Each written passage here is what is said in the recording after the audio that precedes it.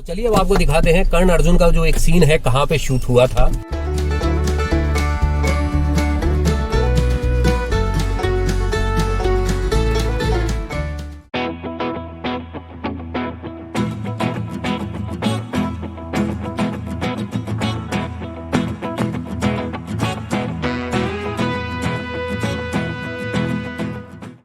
Hello मित्रों, कैसे हैं आप? मैं हूं मनीष और लेके आया हूं मैं एक और नया व्लॉग आपके पास।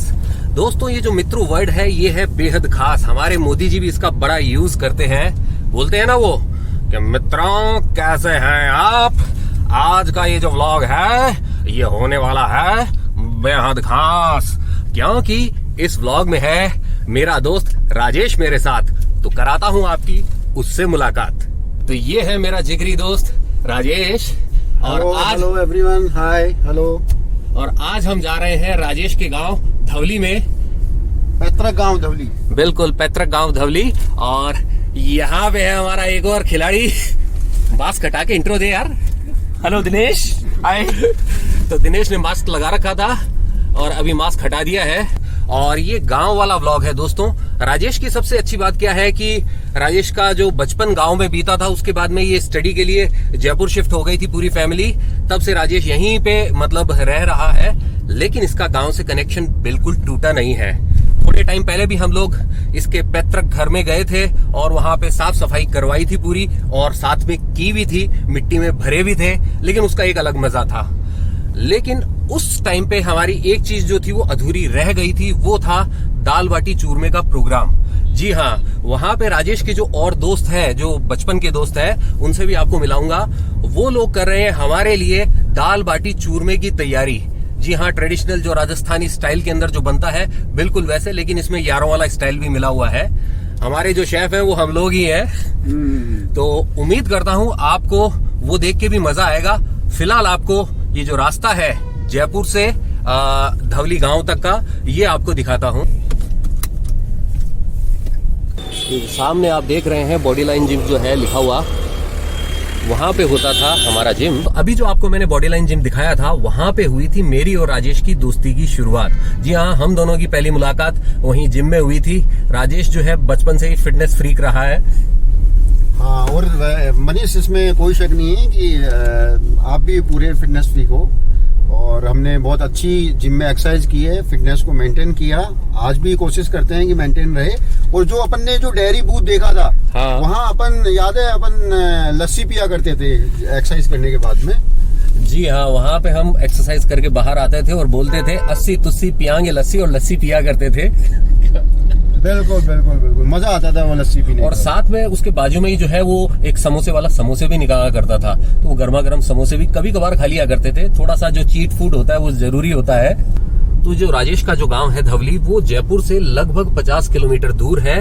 उसके पास में ही है सामोद नाम का एक और प्रसिद्ध स्थान, जहाँ पे है प्रसिद्ध हनुमान मंदिर पहाड़ी के ऊपर। वहां पे हम आपको फिर कभी और लेके जाएंगे। और राजेश के गांव से जस्ट पहले जो गांव है महार, वो भी है बेहद खास जगह, क्योंकि वहां पे हुई थी कर्ण अर्जुन फिल्म की शूटिंग। क्यों राजेश? बिल्कुल बिल्कुल। और मैंने मतलब लिटरली 70% मूवी की जो अपन बोलते हैं शूटिंग जो हुई है वो मैंने देखी है। और सभी कलाकारों को मैंने उनसे मिला हुआ हूँ, खास तौर से सलमान खान और अमरीश पुरी। ओए, अमरीश पुरी से भी मिल चुका है, क्या बात है। अमरीश जी की आवाज का सच में कोई मुकाबला नहीं है दोस्तों। मैं तो उनकी बराबरी कर नहीं सकता हूँ, बट वो मेरे फेवरेट एक्टर्स में से एक आज भी है। वो भले ही इस दुनिया में नहीं है, लेकिन उनकी यादें हमारे दिल में हमेशा रहेगी। तो हमें इस बाईपास के नीचे से एकदम सीधा आगे जाना है। राइट हैंड साइड में ये जो रास्ता है ये लेके जाता है दिल्ली की तरफ, लेकिन हमारी मंजिल है राजेश का गांव धवली, और उसके लिए हमें चौमू बाईपास से निकलना होगा। चौमू प्रसिद्ध है अपने पेमली बोर के लिए। बेर जिसे कहा जाता है, मोटे मोटे होते हैं और बड़े मीठे होते हैं। क्यों राजेश? हाँ, बहुत ही फेमस, पूरी राजस्थान में सबसे अच्छे बेर जो जहाँ पे मिलते हैं और पाए जाते हैं वो है चौमू जगह। और उसी के बाईपास से हम लोग राइट हैंड साइड में मुड़ जाएंगे सामोद की तरफ। आगे आएगा धवली। जयपुर बीकानेर हाईवे है, ये इतना बढ़िया है कि इस पे आप कब सीकर पहुंच जाते हैं पता ही नहीं चलता है।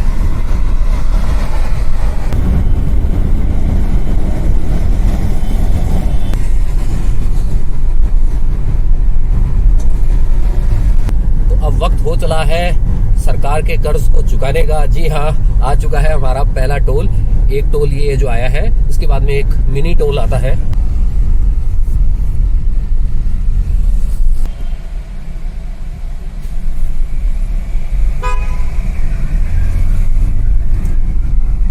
मनीष, और मैं आपसे एक चीज़ और शेयर कर रहा था कि ये जो मेरे गांव से के रास्ते में जो चोमू जगह आती है, चोमू मैं गांव से ट्यूशन पढ़ने आता था। ओके। और मेरे साइंस बायो थी, और हमारे बदकिस्मती मान लो या रूरल एरिया में टीचिंग जॉब का कम होना मान लो, तो हमारे टीचिंग स्टाफ नहीं था। अच्छे टीचर्स नहीं थे? अच्छे टीचर्स नहीं, टीचर्स ही नहीं थे। ओके। तो मैं चोमू ट्यूशन पढ़ने आता था, और वहाँ मैंने फिजिक्स और केमिस्ट्री की ट्यूशन ली हुई है, और बहुत अच्छे टीचर थे चोमू में, उन्होंने मेरे को पढ़ाया और मेरे अच्छे मार्क्स भी आए। वैसे पढ़ाई वाली बात नहीं है, पढ़ाई में तो मैं और राजेश दोनों ही होशियार थे। ये बायोलॉजी से था, मैं मैथ्स से था।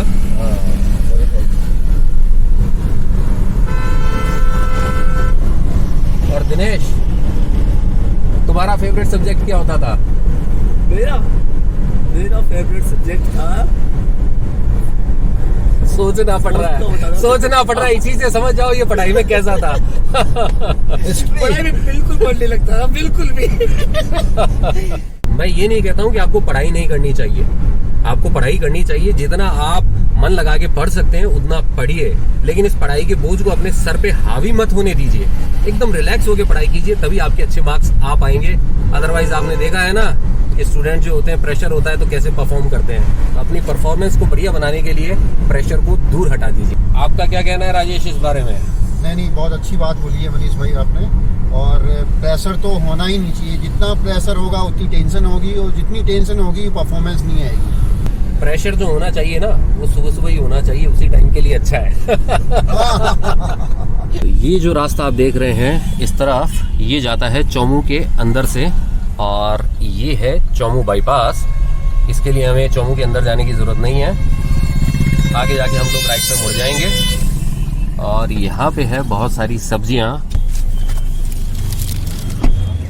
तो यहाँ हम रुक गए हैं एक बार, और यहाँ से हम लेंगे थोड़ी ज़रूरी जो सब्जियाँ हैं वो।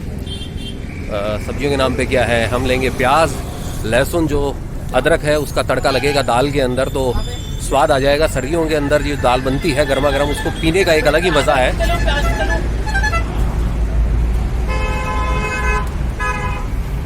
कितना प्याज कितना? प्याज आधा किलो दीजिए अच्छे से। वैसे खाना मिलजुल के बनाने का एक अलग ही मजा है। चोमू की जो है मटर, बेर के साथ में जो मटर होती है, ये भी बहुत ही फेमस है, बहुत मीठी होती है ये। और सर्दियों के अंदर मैं घर पे बैठ के लगभग जो होती है पाव भर मटर तो मैं खुद ही छील के ऐसे ही खा जाता हूँ। और ये है हल्दी, ये ज़मीन से निकाली हुई हल्दी है एकदम, और सर्दियों में इसका जो सेवन होता है वो बहुत ही लाभदायक है। सब्जियाँ ले ली है फूकन के लिए, और उसके साथ में सलाद के लिए। चलते हैं अब अपने गांव की तरफ प्रस्थान करते हैं। चलो गांव की ओर।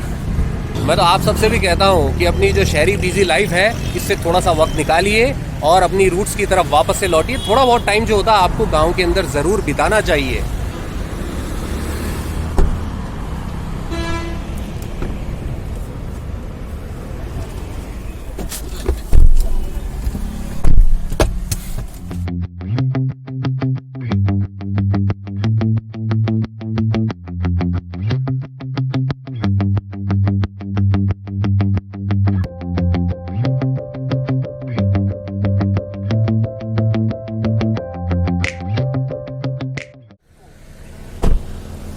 चलते चलते मुझे यहाँ पे एक बेर की झाड़ी दिखी गई है, तो मैंने सोचा आपको भी दिखा दूं कि चोमू जो है बेर के लिए फेमस है, तो एक बेर की झाड़ी देखना तो बनता ही है।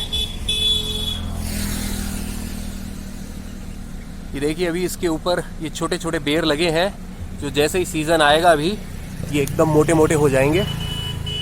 और ये देखिए ये बेर की झाड़ी जो है, ये बेर का पेड़ ही कह सकते हैं आप, छोटी मोटी झाड़ियां नहीं है।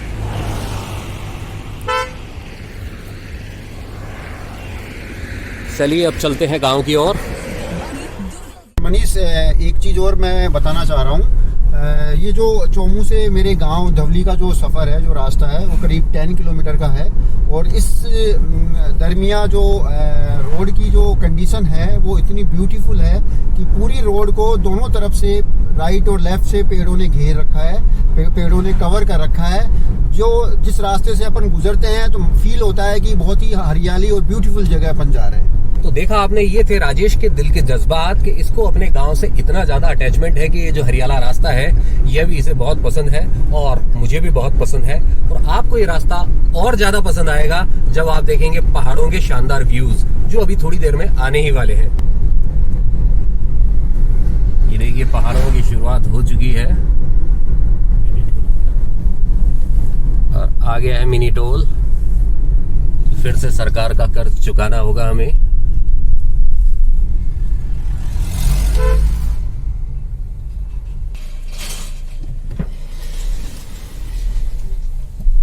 एक बहुत ही हिट मूवी बनी थी बंटवारा, धर्मेंद्र और विनोद खन्ना की, और मैक्सिमम 60 to 70% उस मूवी की शूटिंग है वो इसी एरिया के आसपास हुई है। एक और सुपरहिट सीरियल आता था DD1 पे जिसका नाम था the sword of Tipu Sultan. तो जो स्वॉर्ड ऑफ टीपू सुल्तान है उसकी शूटिंग यहीं सामोद के पास में ही हुई थी और यहीं पे हुआ था वो हादसा जब संजय खान बहुत ज्यादा जल गए थे। अभी आपको दिखाते हैं एक और जगह जहां पे हुई थी कर्ण अर्जुन की शूटिंग। तो चलिए अब आपको दिखाते हैं कर्ण अर्जुन का जो एक सीन है कहां पे शूट हुआ था। बताऊं कौन सा वाला?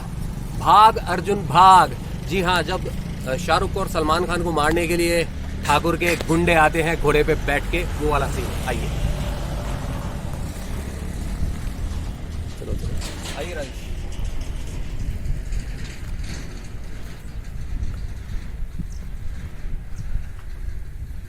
और ये देखिए आप, मिट्टी, रेतीली मिट्टी है ये। और मनीष, ये जो आपने जो बताया शूटिंग जो हुई है कर्ण अर्जुन की, वो मैंने लाइव देखी हुई है और मैं इसी एरिया पे खड़ा था और यहाँ पे शूटिंग चल रही थी। भाग अर्जुन भाग। तो जरा हो जाए भाग अर्जुन भाग, भाग अर्जुन भाग। ये तो मजाक की बात थी दोस्तों। वो कर्ण अर्जुन डरने वाले थे जो ठाकुर के गुंडों से डर के भाग गए। हम दोनों भागने वाले नहीं है, हम दोनों तो ठाकुर के गुंडों को भगा देंगे और मारेंगे, ढंग से मारेंगे।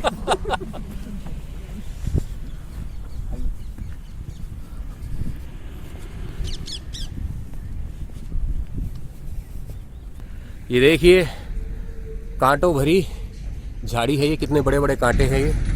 रेगिस्तान में कांटे वाले पेड़ ज्यादा होते हैं।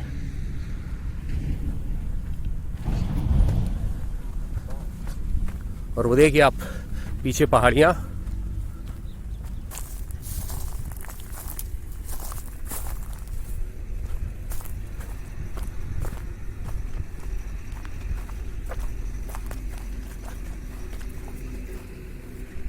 इसी जगह कर्ण अर्जुन भाग की शूटिंग। ये वो जो बीच वाली जगह उस साइड वाली जगह थी ना। ये देखिए अब थोड़ी चेंज हो चुकी है ये जगह। रेगिस्तान से ये थोड़ा, यहाँ पे अब खेत भी आ चुके हैं। तो दोस्तों यूं तो हम दोनों कोई प्रोफेशनल सिंगर नहीं है, लेकिन इस जगह है तो एक गाने की 2 लाइनें गुनगुनाने का दिल कर गया है। तो राजेश हो जाए। ये बंधन तो प्यार का बंधन है, जन्मों का संगम है। सूरज कब दूर गगन से, चंदा कब दूर किरण से, खुशबू कब दूर पवन से, कब दूर बहार चमन से। ये बंधन तो प्यार का बंधन है, जन्मों का संगम है। वैसे दोस्तों आज ये जो गाना गुनगुना रहे हैं, इससे मुझे एक आइडिया आया है कि एक व्लॉग जो मैं बनाऊंगा यार दोस्तों के साथ में, अंताक्षरी वाला व्लॉग होगा। वो कब आएगा ये नहीं पता, लेकिन वो व्लॉग जरूर आएगा। चलिए चलते हैं वापस से गाड़ी की तरफ और रवाना होते हैं धवली की ओर।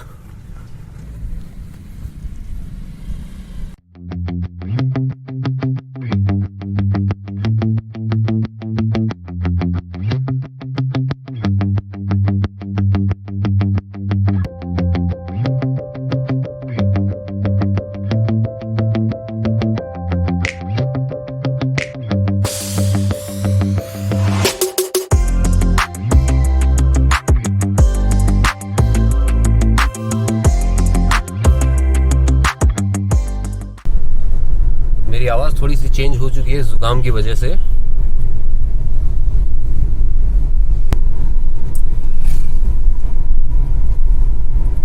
और मनीष अपन आ चुके हैं मेरे गांव धवली में। और ये जो सामने देख रहे हैं यही है राजेश का पैतृक घर। बहुत सालों पहले ही यहाँ से जयपुर शिफ्ट हो गए थे। तो चलिए चलते हैं घर के अंदर, आपको दिखाते हैं कैसी है वो जगह जहाँ राजेश का बचपन बीता था। फिलहाल लगा हुआ है यहाँ पे ताला। मेरा गांव, मेरा देश, मेरा घर। दोस्तों, हम दुनिया के किसी भी कोने में चाहे क्यों न रहें, लेकिन वो जगह जहाँ पे हमारा बचपन बीता होता है वह जगह हमेशा पूरी जिंदगी हमारे दिल के सबसे ज्यादा करीब होती है। और हम चाहे कितने भी बड़े क्यों ना हो जाए, वो जगह हम कभी नहीं भूलते हैं। एक्चुअली है क्या, आज के टाइम के अंदर जो ये हमारी नौजवान पीढ़ी होती है यह अपनी रूट से बिल्कुल कट चुकी होती है, क्योंकि गाँव में इनका बचपन बीता नहीं होता है तो इनका उस चीज़ से लगाव बिल्कुल होता नहीं है। लेकिन राजेश आज भी अपने इन रूट से जुड़ा हुआ है और इस गांव की प्रॉपर्टी की भी सार संभाल करता है। भले ही यहाँ पे कोई नहीं रहता हो, सालों पहले ये जगह छोड़ के जयपुर शिफ्ट हो गए हो। और ये है हमारे मित्र छोटे लाल जी। पानी लेके आ रहा हूँ। ले आइए। आइए आपको हमारे एक और जिगरी से मिलवाता हूँ, राजेश के बचपन के दोस्त राम से। हमारा जिगरी राम, कहाँ है राम? हेलो। ये देखिए तैयारी हो रही है। क्या बात है, क्या बात है भाई। हेलो। ये देखिए बिल्कुल जो उपले कंडे जिन्हें कहा जाता है उसके ऊपर तैयार होगा सब कुछ। दोस्तों, राम से राजेश ने मेरी पहली मुलाकात करवाई थी। वो साल था 1999 ही था शायद, तब राम से मेरी पहली मुलाकात हुई थी। लास्ट टाइम जब मैं आया था तब राम मुझे सामोद का जो वीर हनुमान जी का मंदिर है वहां पे तो लेके गया ही था, और साथ में राम ने मुझे यहाँ के जो आपको पहाड़ दिखाए थे उन पहाड़ों के ऊपर पूरी यात्रा करवाई थी। बंदर जैसे पहाड़ों के ऊपर इकट्ठा पानी पीता है वैसे पानी भी पिया था। क्यों राम? पिया था, बिल्कुल पिया था। और दिनेश भी अब काम में लग चुका है, लहसुन छीले जा रहे हैं। एक रूम ये है जो बंद है अभी, ये बैठक हुआ करती थी। और बाकी के रूम्स हैं ये जो सारे क्लीन करके बंद किए जा चुके हैं कि इमरजेंसी में अगर हमें रात को यहाँ रुकना पड़ जाए तो वो इंतजाम भी है। चलिए जरा छत का भी नजारा देखा जाए।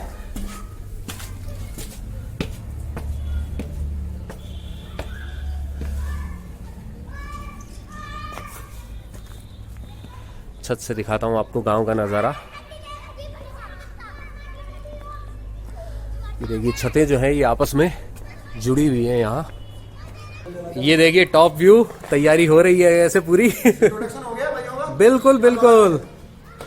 और नीम के पेड़ से जो कच्ची कच्ची दातुन होती है, इसको तोड़ के जब आप दांतों पे रगड़ते हैं तो एक अलग ही मजा है उस चीज का भी। वो हमारा देसी स्वैग होता है, टूथब्रश के मुकाबले हमारा देसी दातुन।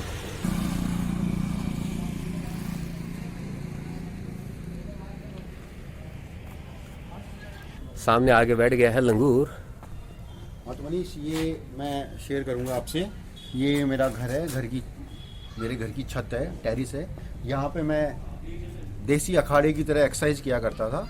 वो सामान अभी कमरे में रख दिया है।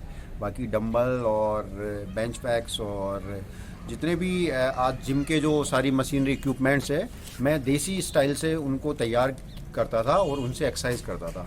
ये देखिए, ये ग्राउंड है, यहाँ पे हम क्रिकेट खेलते हैं और खेलते थे इस टाइम पे। और ये जो पहाड़ है वहाँ हम मान के चलें, मतलब वीक में 2-3 बार तो हम ऐसे चढ़ाई करते थे, चढ़ जाते थे।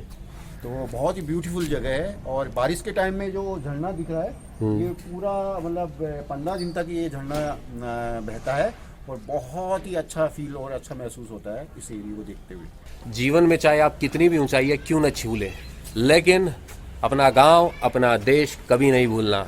मेरा गांव, मेरा देश सबसे महान, बाकी हो पूरे जगत का कल्याण। उस पहाड़ में कभी इतने पेड़ हुआ करते थे जी, आदमी नहीं दिखता था, इंसान दिखता नहीं था। ये ले दूरिया भैया।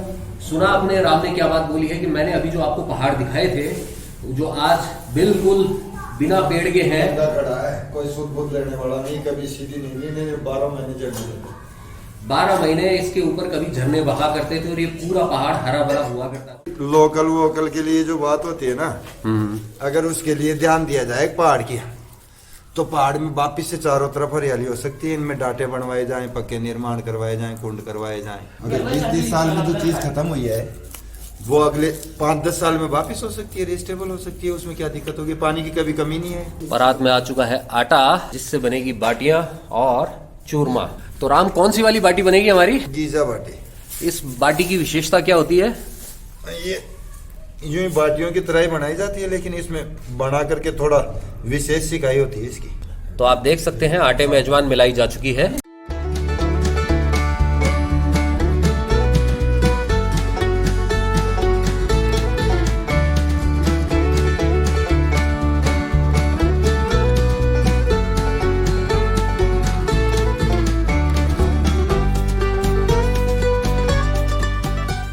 आटा गूंथते वक्त सबसे इंपॉर्टेंट चीज होती है कि आटे में पानी कितना मिलाया जाए। अगर आपने कम रख दिया तो भी आटा नहीं बनेगा सही, और अगर ज्यादा डाल दिया तो एकदम पतला हो जाएगा। तो गरीबी में आटा गीला हो जाता है फिर। ज्यादा पानी रहने से फिर बाटियां सिकाई नहीं होती बराबर। पानी रह जाता ना तो सिकाई बराबर नहीं होती है फिर इससे, इसलिए आटा थोड़ा टाइट लगाना पड़ता है। आटा थोड़ा टाइट लगाना पड़ता है इसका, बाटियों का। अब बारी है हरे धनिए की।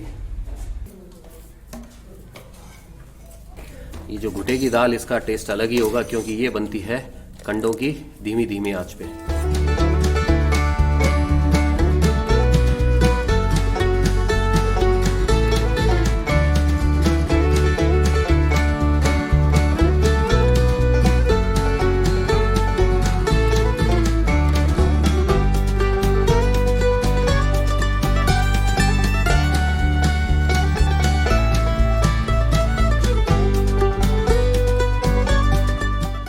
तो दोस्तों, दाल बाटी चूरमा बनने में अभी काफी समय है, तो क्यों ना इस टाइम के अंदर मैं आपको जरा धवली गांव का थोड़ा सा दर्शन करा दूं, एक मिनी टूर दे दूं।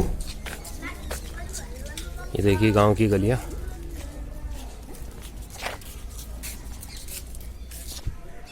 कई मकान जो है खंडर में तब्दील हो चुके हैं, क्योंकि गांव से लोग शहरों की तरफ जा रहे हैं।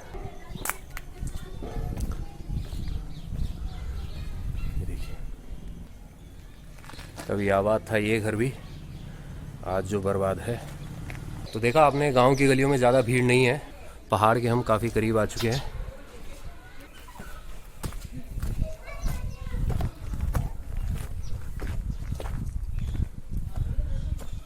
ये देखिए, अब आगे पहाड़ ही है।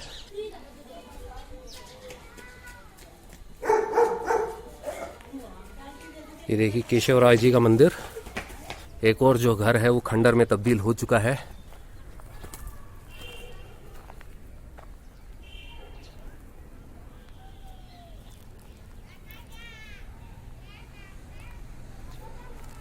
देख रहे हैं आप मेरे पीछे इस खंडर को। किसी ज़माने में यह भी एक शानदार घर हुआ करता था, शानदार हवेली हुआ करता था, लेकिन जैसे जैसे लोग शहरों की तरफ जा रहे हैं, गाँव को छोड़ के, इनकी हालत ऐसी ही हो रही है।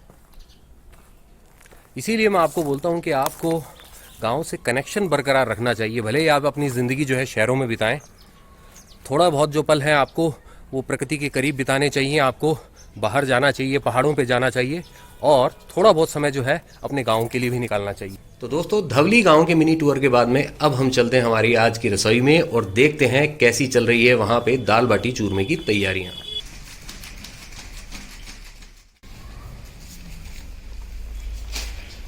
देख मनीष, ये जो प्रोसेस है वो हर कोई किसी की बस की बात नहीं है। ये देखो, आप दाल की जगह अलग बनी है, बाटियों और चूरमे की जगह से जो बन रहा है, छाने जो जग रहा है वो अलग से सीख रहा है, और स्पेशली तड़के के लिए तेल अलग से पकाया जा रहा है। एक बहुत अच्छी जगह बनाई है राम भाई ने।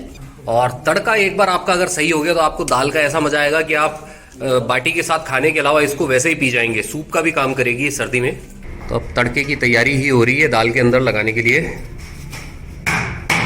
और वहाँ पे हमारे छोटे लाल भाई जो है वो लहसुन को एकदम बराबर पीस रहे हैं, कूट रहे हैं। ये देखिए देसी जुगाड़। आप कहीं पे भी ऐसी रिमोट लोकेशन पे अगर जाते हैं, मान लीजिए जहाँ सुविधाएं नहीं हो, तो आप ऐसा कर सकते हैं। ये है तड़के की सामग्री पूरी। यहाँ पे तेल भी गर्म हो रहा है साथ में। और ये सरसों का तेल है जो बहुत ही बढ़िया रहता है। आप सबको सरसों का तेल यूज करना चाहिए, मैं यही रिकमेंड करूंगा। ये क्या चीज़ है? धनिया पाउडर।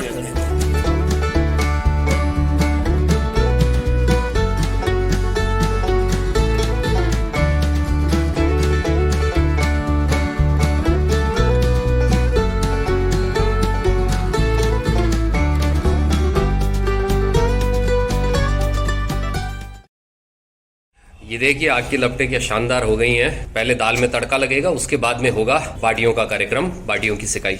गीजा बाटी से हम क्या बनाएंगे? गीजा बाटी का चूरमे की तरह बनाता है। ओके, चूरमा। तो इस तरीके से हमें मिल जाएगा दाल बाटी चूरमे का बढ़िया कॉम्बिनेशन। जो गीजा बाटी होगी उसको कूट के बनाया जाएगा चूरमा, और जो सादा बाटी है उसमें डाला जाएगा ढेर सारा घी। जी हाँ, बाटी का मजा हमेशा घी के साथ में आता है, तो घी खाने से आप बिल्कुल भी ना घबराएं। ये डाल दिया है जीरा। जीरे के बाद में डाल दिए गए हैं प्याज।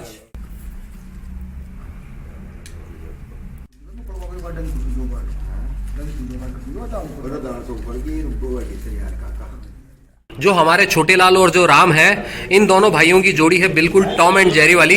दोनों की लड़ाइयां चलती रहती है। अब बराबर सिकाई हो रही है प्याज की।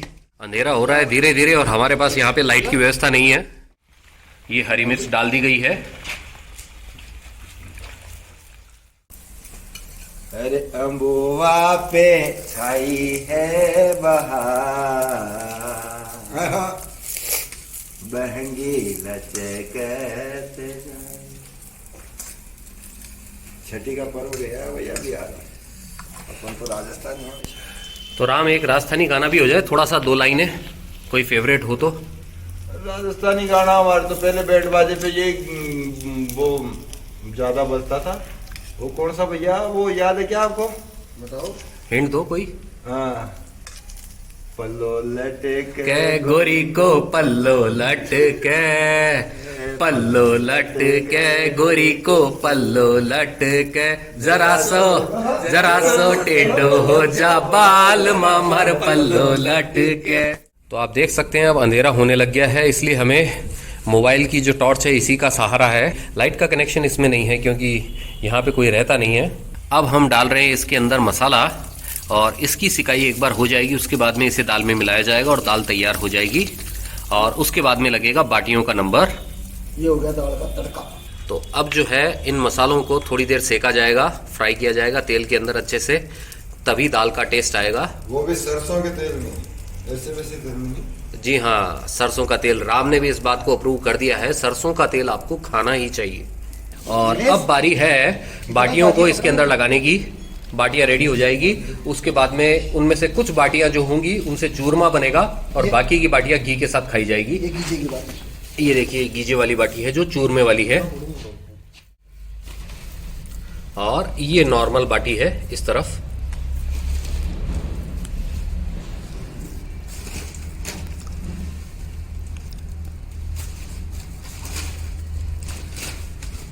लाइट हमारे पास लिमिटेड है अभी, उसी से काम चलाना होगा।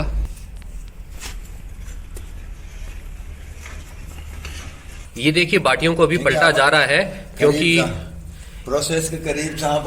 हाँ हाँ, कटने लग गई अपनी बाटियां। ये देखो दाल भी बढ़िया उठ गई है। बिल्कुल, दाल बाटी चूरमा, खाने वाले हैं सूरमा। ये देखिए बाटियों को इस तरीके से चेंज किया जा रहा है, घुमा घुमा के उनकी पोजीशन को। तो दाल में मिलाया जा चुका है तड़का, और बाटियां भी हो चुकी है तैयार। बस बनाना है हमें चूरमा, उसके बाद में हम खाएंगे मिलके सारे यार। ये देखिए बाटी में डालने के लिए घी भी गर्म किया जा रहा है। तो अब बाटियों को निकाला जा रहा है राख के अंदर से। बाटियां तैयार हो चुकी है। जगरे में से जगरा है। हाँ, जगरा बोला जाता है इसे। तो ये गीजा बाटी है चूरमे के लिए। चूरमा बनाने के लिए गीजा बाटियों को क्रश कर दिया गया है। ये है सादा बाटियां जिनको घी में डुबो दिया गया है।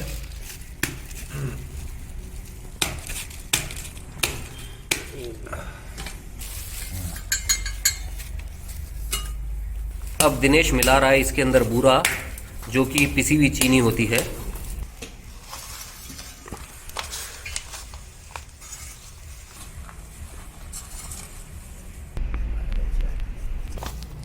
बस अब मिल रहा है।